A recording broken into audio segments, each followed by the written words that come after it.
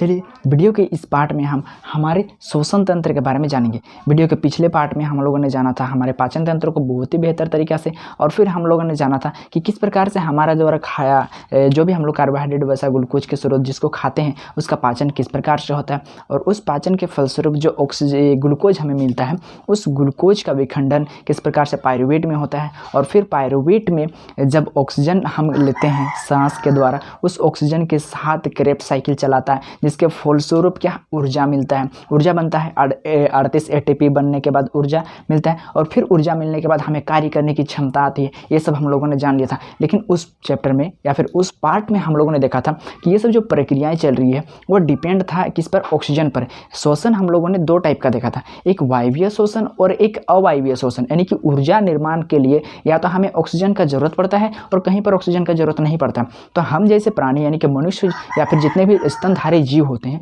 उसमें ऊर्जा प्राप्ति की प्रक्रिया में ऑक्सीजन की जरूरत पड़ती है, मतलब हम वायवीय श्वसन ही करते हैं, मतलब ऑक्सीजन की जरूरत हमें होती है। तो फिर इस ऑक्सीजन जो गैस है इसके महत्व को समझते हुए हम समझेंगे कि हमारे जो वायुमंडल है इस वायुमंडल में बहुत सारे गैसें हैं, बहुत सारे गैस, नाइट्रोजन है, ऑक्सीजन है, आर्गन है, कार्बन डाइऑक्साइड है, इतना सारा गैस है। और जब हम लोग सांस लेते हैं तो इस सारे गैसें हमारे अंदर चला जाता है, लेकिन हमारे शरीर को ज़रूरत रहता है सिर्फ ऑक्सीजन गैस की। तो इसका किस प्रकार से छंटाई होता है ये हम लोग इस तंत्र के माध्यम से समझेंगे। और फिर क्या, जब हम लोग पायरुवेट में विखंडन मतलब ऊर्जा निर्माण की प्रक्रिया में, मतलब वायवीय श्वसन हो चाहे अवायवीय श्वसन हो, ठीक है, उसमें देखे थे कि ऊर्जा निर्माण के प्रक्रिया के फलस्वरूप हम लोग का शरीर में कार्बन डाइऑक्साइड गैस का भी निर्माण हो रहा था, जो हम लोगों के लिए वो वर्ज्य पदार्थ है। वर्ज्य पदार्थ मतलब उसको निकाल देने योग्य पदार्थ है, वो हमारे शरीर में स्टोर नहीं हो सकता।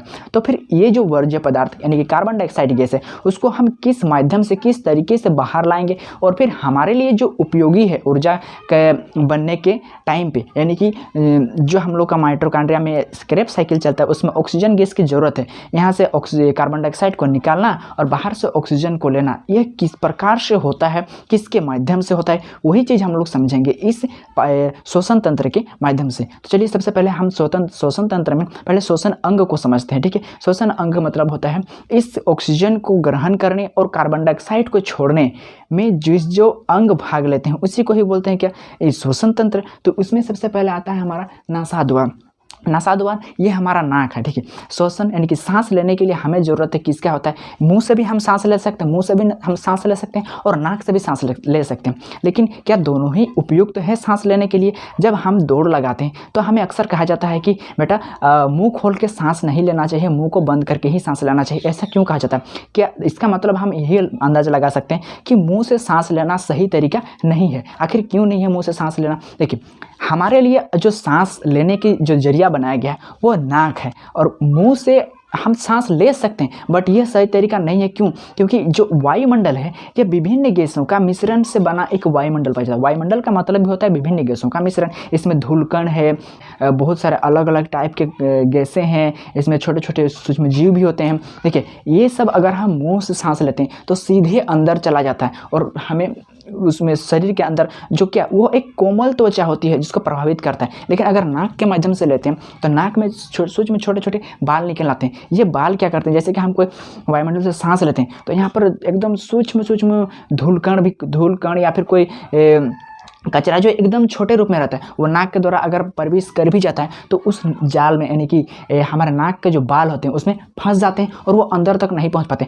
इस बाल से छूटने के बावजूद भी अगर वो आगे चले जाते हैं तो एक म्यूकस नाम का हम लोगों का यहाँ पर चिपचिपा गाढ़ा पदार्थ निकलता है, ठीक है। म्यूकस नाम का पदार्थ वो क्या करता है, वो वहाँ से पार होने के बावजूद भी वो उसको सोख लेता है, मतलब वो वहाँ चिपका देता है, चिपचिपा पदार्थ होता है वो चिपका देता है। फिर जो वायु बचता है जो उसके बाद वो वायु हमारे पार होता है। तो आप नाक और मुंह, तो क्या मुंह हम लोगों के लिए सांस लेने के लिए परफेक्ट है? तो नहीं है, ठीक है। मुंह हमारे सांस लेने का कोई जरिया नहीं है, ये सिर्फ खाने के लिए होता है। लेकिन हम मुंह से सांस ले सकते हैं बट ये सही तरीका नहीं है। सांस लेने के लिए हमें हमारे नाक का ही प्रयोग करना चाहिए, तो ठीक है। तो इसीलिए बड़े लोग हमें बोलते हैं कि जब भी आप दौड़ करो या फिर कोई परिश्रम करो तो मुँह से हाफो नहीं, मतलब सांस हमेशा नाक से ही लेना चाहिए। तो समझ गए ये नासाद्वार का काम क्या होता है। ये मुख गुहा का हम लोगों ने कार्य बहुत बढ़िया तरीके से समझ लिए थे। पाचन तंत्र में भी इसका काम क्या होता है, भोजन करना, ठीक है, भोजन को अंदर ले जाना, चबाना पचाना जो भी होता है, इसका काम होता है मुख गुहा के अंदर से हम कोई भी भोजन को करते हैं। अब इसी के बाद आते हैं हमारा ये आता है, एक होता है, देखिए उसमें हम लोग पढ़े थे ग्रासनी और ग्रासिका एक लंबी नली, भोजन जिस नली से होकर के गुजरता है उसी को हम लोग ग्रास नली कहते हैं। लेकिन इस कंठ द्वार और ग्रासनी के ऊपर में एक जगह होता है जिसको ग्रासनी कहा जाता है। ये ग्रासनी का काम क्या होता है, यही वो स्थान होता है जहाँ पर श्वास नली और ये जो हम लोग को भोजन नली, श्वास नली और भोजन नली यहाँ पर जो दिखाया गया ये दोनों आपस में मिलते हैं और यहाँ पर एक कोशिकाओं की संरचना बनी रहती है एपोग्लोटिक्स का, ठीक है। ये क्या करता है, यदि हम भोजन को ग्रहण करते हैं तो यह श्वास नली को बंद कर देता है, यदि हम श्वास लेते हैं तो क्या करता है, तो भोजन नली को यह बंद कर देता है। आप कभी भी यह कर सकते हैं, ये कभी भी नहीं किया जा सकता कि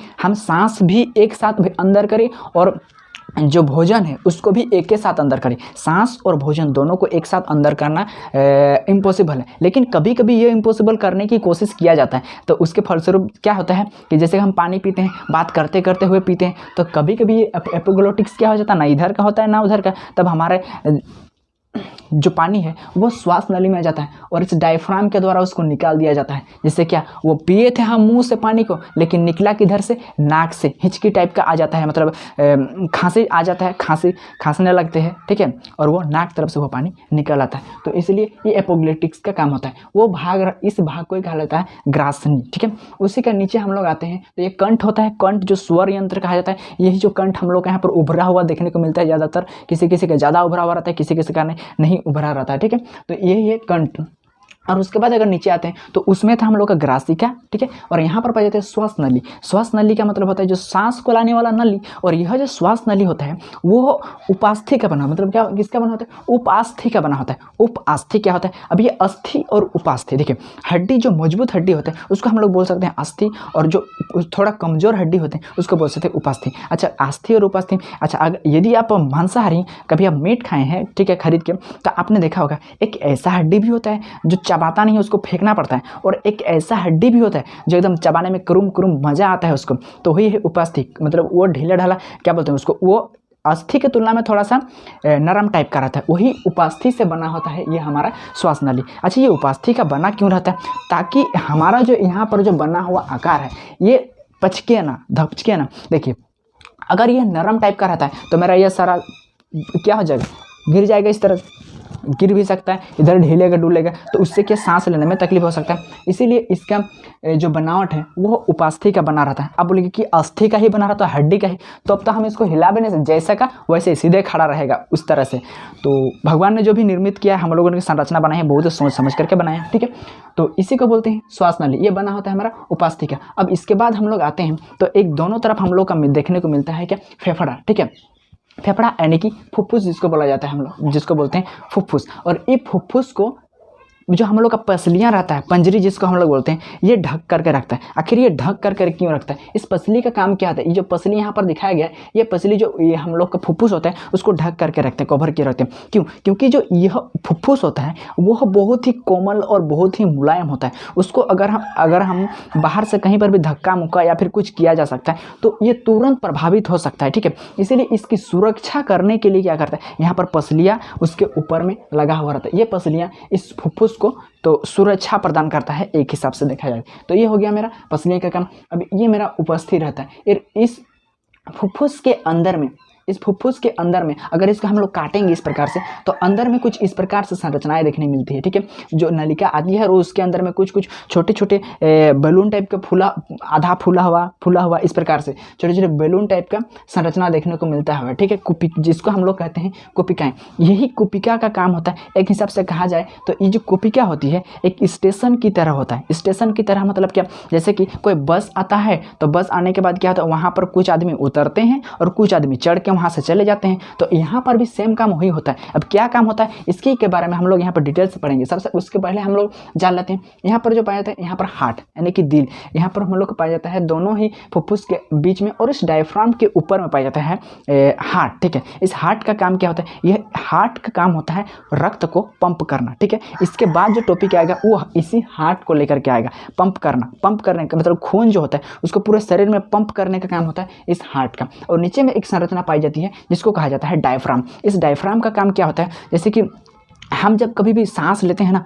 जैसे कि हम सांस ले रहे हैं तो यह जो डायफ्राम होता है वो इस तरह से चपटा हो जाता है। सांस अंदर गया और जैसे सांस को बाहर निकलना पड़ता है तो ये इस तरह हपच करके देगा तो सांस बाहर निकल जाएगा। फिर सांस लेना होगा तो ये पतला हो जाएगा, फिर हपच करके देगा तो सांस बाहर निकल जाएगा। तो उसी प्रक्रिया के माध्यम से यदि हम कोई पानी पीते हैं और बात करते करते अगर इस नलिका में मतलब श्वास नलिका में आ जाता है वह पानी, तब इस डायफ्राम के द्वारा जब वह इस तरह से कर देता है तो वह अचानक से ऊपर की ओर आता है और अचानक हमारे नाक से होते निकल जाता है। ठीक है, तो यही है डायफ्राम। ठीक है, तो इस प्रकार से इसकी संरचना होती है हम लोगों के श्वसन तंत्र का। अब तो ठीक है, हम लोगों ने इसकी जो संरचना होती है हमारे श्वसन तंत्र की संरचना में किसका क्या काम होता है ये हम लोगों ने जान लिया। अब इसका जो इम्पोर्टेंट काम होता है इस हमारे फेफड़ों का, वो होता है गैसों का आदान प्रदान करना, गैसों का विनिमय करना। और ये जो गैसों का विनिमय होता है वो किस प्रकार से होता है, कहाँ पर होता है, ये हम लोग समझते हैं। तो गैसों का जो विनिमय होता है वो होता है हमारे इस कुपिकाओं में। कुपिका मतलब अगर हम लोग ये जो फुफ्फुस होता है उसको अंदर से काट दें तो उसकी संरचना कुछ इस प्रकार से हमें देखने को मिलेगी। अंदर में कुछ इस प्रकार से संरचनाएं देखने मिलेगी जो लगेगी कि बैलून टाइप का, वहाँ पर फूला फूला बैलून टाइप का है, उसी को ही बोलते हैं कुपिका। और यहाँ पर जो गैसों का विनिमय होता है, गैसों का विनिमय आदान प्रदान होता है। मतलब हम जो सांस ले रहे हैं उसमें से ऑक्सीजन को लेना और जो हमारे शरीर में ऊर्जा निर्माण के दौरान जो कार्बन डाइऑक्साइड गैस बन रहा था उसको भी यहाँ पर छोड़ना, और यहीं से जो हमारे द्वारा उत्पन्न किया गया कार्बन डाइऑक्साइड गैस को शरीर के बाहर निकाल देना। और इधर से जो लिया गया ऑक्सीजन था हम लोग का, वायुमंडल से जो ऑक्सीजन हम लोग ग्रहण किए थे उसको कोशिका के प्रत्येक भाग में पहुंचाने का काम यहाँ से किया जाता है। पर वो काम किस प्रकार से किया जाता है देख लीजिए, तो हम लोग समझते हैं इस फिगर के माध्यम से। देखिए वैसे तो इस प्रक्रिया को अधिकतर बेस्ट से बेस्ट तरीके से समझ जा सकता है हम लोग का दोहरा परिसंचरण तंत्र में, लेकिन हम वही दोहरा परिसंचरण तंत्र को ही यहाँ पर कुछ शॉर्ट तरीके से बता दे रहा हूँ। ठीक है, वो किस प्रकार से होता है। तो ये सब जो प्रक्रियाएं होती है यानी कि गैसों का आदान प्रदान जो होता है हम लोग का, वो होता है हम लोग का कुपिका में। देखिए हम जो सांस ले रहे हैं, पहले ये जानना बहुत ज़्यादा जरूरी है कि हम जो सांस ले रहे हैं, यहाँ से ले रहे हैं चाहे यहाँ से, हम लोग का हार्ट में आता है, क्योंकि पंप करने का काम कौन करता है, ये हार्ट ही करता है। यहाँ से पंप करता है वो फिर कुपिका में भेजता है। वही चीज़ को मैं यहाँ पर बड़ा रूप में दिखाया हूँ। देखिए हमारा शरीर जो सांस ले रहे हैं हम ऑक्सीजन से, हमारा वायुमंडल से जो हम सांस ले रहे हैं, क्या इस वायुमंडल में मेरे लिए सिर्फ ऑक्सीजन गैस ही उपलब्ध है? नहीं, इस वायुमंडल में बहुत सारी गैसें उपलब्ध है। जैसे कि हो गया हम लोग का,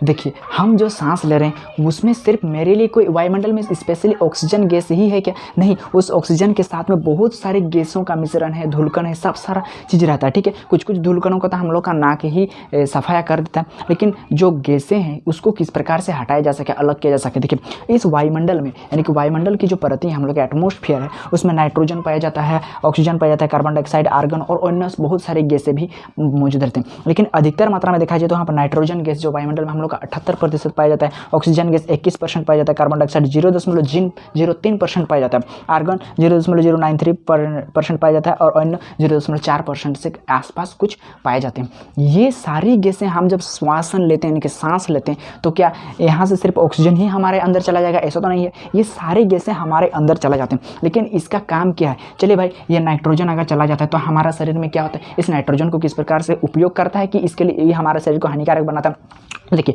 ये नाइट्रोजन 78% तो ऑब्वियसली ये हमारे शरीर में जाबे करेगा, लेकिन इसका एक महत्वपूर्ण काम है। क्या काम है? जैसे हम लोग प्रोटीन को पचाने के लिए क्या क्या हम लोग काम किया था, वहाँ पर प्रोटीन को पचाने के लिए सबसे पहले जो आमाशय था प्रोटीन को पेप्टिन में बदल दिया था। फिर हमारा क्षुद्रांत्र में आता है, क्षुद्रांत्र में रहता है हम लोग का ट्रिप्सिन एंजाइम। ये ट्रिप्सिन एंजाइम पेप्टिन को एमिनो अम्ल में बदल रहा था, यानी कि प्रोटीन का पूर्ण पचन एमिनो। तो यही नाइट्रोजन जितना सारा हम लोग ऑक्सीजन के द्वारा ग्रहण किया जाता है ना, तो पेप्टिन को यानी कि प्रोटीन को एमिनो अम्ल में बदलने में यही नाइट्रोजन वहाँ पर भी थोड़ा सा काम आता है हम लोग का। तो इसीलिए ये हमारे लोग का शरीर के लिए ज़्यादा हानिकारक होता नहीं है। ठीक है, तो अब ये ऑक्सीजन इसकी तो हमें ज़रूरत है। अब है कार्बन डाइऑक्साइड गैस, तो कार्बन डाइऑक्साइड चला तो जाएगा लेकिन वो शरीर को कुछ कर नहीं पाएगा, क्योंकि वहाँ पर ये चला जाएगा मेहमान की तरह, लेकिन वापस भी आएगा उसी तरह का, जिस तरह से जाएगा उसी तरह से वापस भी आएगा। आर्गन और और अन्य गैसें, ये सब बहुत कम मात्रा में रहता है जो हमारे शरीर को उतना ज़्यादा इफेक्ट नहीं उतना ज़्यादा प्रभावित नहीं करते। तो समझते हैं ये जो ऑक्सीजन इतना सारे गैसें हैं, यानी कि मिश्रित गैस बोल सकते हैं, वो हमारे सांस के द्वारा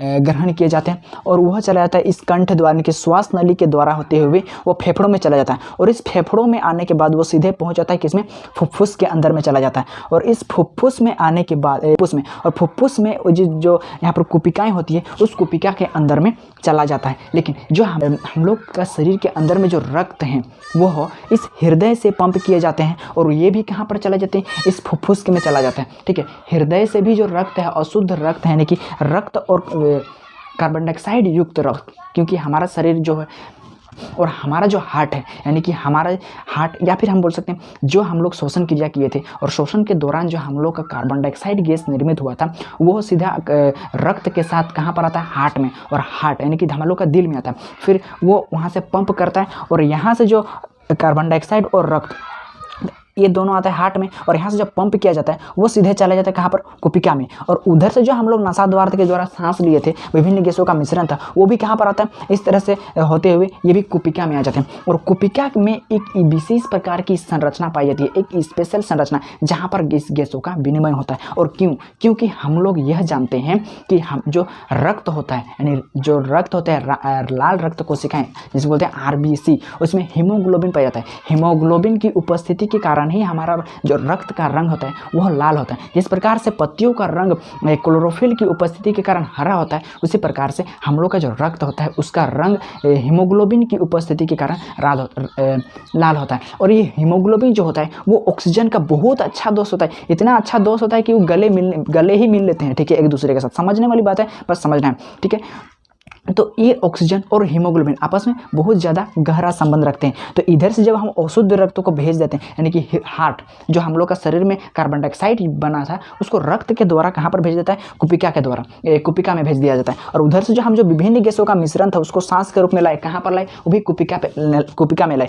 और उस कुपिका में जो विभिन्न गैसों का मिश्रण था उसमें से था मेरा ऑक्सीजन गैस भी है वहाँ पर। ये ऑक्सीजन गैस जैसे ही हीमोग्लोबिन को देखेगा, क्योंकि रक्त के साथ वहाँ पर गया था, हीमोग्लोबिन और ऑक्सीजन हीमोग्लोबिन को जैसे ही देखेगा ये इस जितना सारे ऑक्सीजन जो गैस था इसको छोड़ करके आ जाएंगे इस रक्त में, और वह रक्त ले करके उसको कहाँ पर आ जाएगा, अपने दिल में, क्योंकि ये दोनों का संबंध बहुत ही ज़्यादा अच्छा, बहुत ही लोग बढ़िया दोस्त है। रक्त उसको कहाँ पर ले आएगा, हम लोग का हार्ट में लेकर के आएगा। तो बचा कौन, कार्बन डाइऑक्साइड गैस। इस कार्बन डाइऑक्साइड गैस तो शरीर चाहता ही था तुम निकल जाओ, तो इसको फिर से लेके आएगा क्या, नहीं। इस कुपिका क्या करता है, इस जो कार्बन डाइऑक्साइड यहाँ पर बच जाता है उसको सीधे ऊपर से फिर वही प्रक्रिया के द्वारा इस डायफ्राम के द्वारा जब वह इस प्रकार से फैल जाता है तो निकाल दिया जाता है। भाई आपको समझ में आया होगा किस प्रकार से होता है, नहीं समझ में आया एक बार मैं फिर समझा देना चाहता हूँ। देखिए ये सारी जो प्रक्रिया होती है, ये जो सांस लेना या सांस छोड़ना, यही है हम लोग का श्वसन। श्वसन का मतलब सिर्फ सांस लेना ही नहीं होता है, श्वसन का मतलब होता है सांस को लेना और सांस को छोड़ना, ये दोनों प्रक्रिया होती है। और यह प्रक्रिया होती है हमारे श्वसन तंत्र के माध्यम से। इस श्वसन तंत्र के माध्यम से किस प्रकार से होता है, तो नासाद्वार के द्वारा जब हम लोग विभिन्न गैसों का मिश्रण से भरी वायु को सांस लेते हैं तो वो हमारे श्वास नली के माध्यम से आ जाता है फेफड़े में, और फेफड़े में जो है इस तरह से संरचना कुपिकाएँ जो होती है इस कुपिका के अंदर में आ जाता है। इसी कुपिका के अंदर में गैसों का विनिमय होता है, मतलब गैसों का आदान प्रदान, मतलब कार्बन डाइऑक्साइड को फेंक देना और ऑक्सीजन गैस को लेना। और वो इस प्रकार से होता है जैसे ही वो सारे गैसें आता है इस कुपिका में, आने के बाद वो भी चला जाता है इस कुपिका में, और जो हम लोग का शरीर में कार्बन डाइऑक्साइड बना था उस कार्बन डाइऑक्साइड युक्त रक्त को ये हार्ट क्या करता है, पंप करके उस कार्बन डाइऑक्साइड युक्त रक्त को भेज देता है कुपिका के अंदर में। अब देखिए पूरा शरीर का रक्त जिसमें कार्बन डाइऑक्साइड था उस रक्त को भी कहाँ पर भेज दिया गया, इस कुपिका में भेज दिया गया।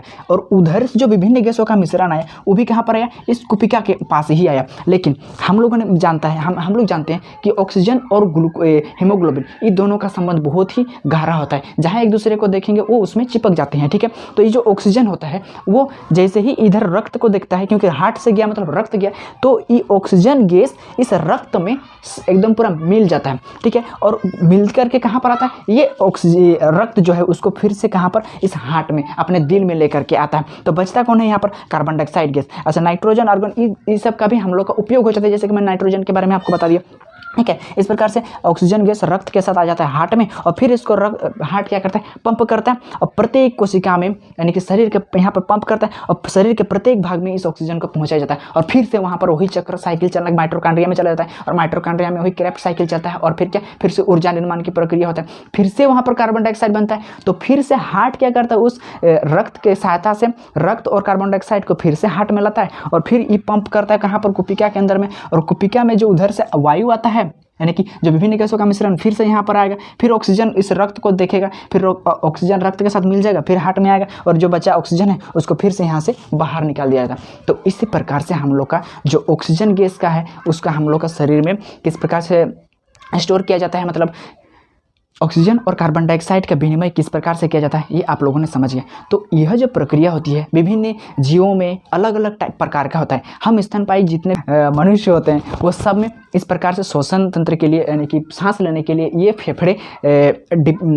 पर हम लोग निर्भर हैं, लेकिन सबको इस प्रकार से नहीं। जैसे केंचुआ हो गया वो अलग तरीके से सांस लेता है, जैसे कि पेड़ पौधे हो गए वो अलग तरीके से सांस लेते हैं, ठीक है, उन लोग का शोषण करने का तरीका अलग होता है। इस प्रकार से तिलचट्टा जैसे कुछ चीज़ होते हैं उन लोग का अलग तरीका होता है, मछली होते हैं उन लोग का अलग तरीके से सांस लेते हैं। भाई ये लोग भी अपना सांस लेने की प्रक्रिया बहुत ही अलग टाइप का होता है। तो आप बताइए ये क्या आपको मेरे द्वारा समझाया गया, मतलब हम जो सांस लेते हैं वो प्रक्रिया किस प्रकार से होता है। ये जो प्रक्रिया है ये दोहरा परिसंचरण तंत्र, इसके वजह हार्ट वाला चैप्टर आएगा ना उसी में इसको पढ़ना पड़ता है, लेकिन इसके बिना यहाँ पर इसको समझाना भी मुश्किल था। आई होप आपको समझ में आया होगा। यदि समझ में आया तो सब्सक्राइब कर मेरे सदस्य बन जाइए